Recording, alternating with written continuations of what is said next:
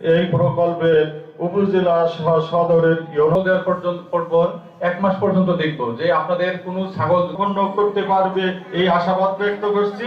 পরিশেষে দুইটা ছাগল দিয়ে কিন্তু ঠিক আছে, এজন্য আপনাদের সুবিধার্থে কিন্তু বলে দিলাম।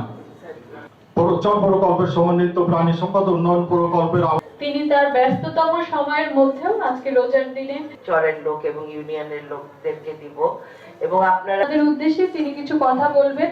তার আগে আমি বলতে চাই আমরা সুন্দর হবে। আপনারা কিছু হাতে টাকা পয়সা আসলে আপনারা আমি বলতে পারি না যে বলবো না যে আমি আপনারে জান্নাতে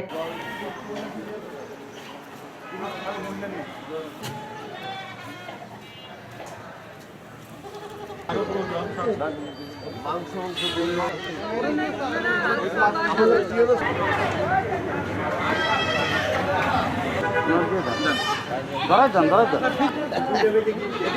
সাইডে যান, হাতে দিয়ে দেন।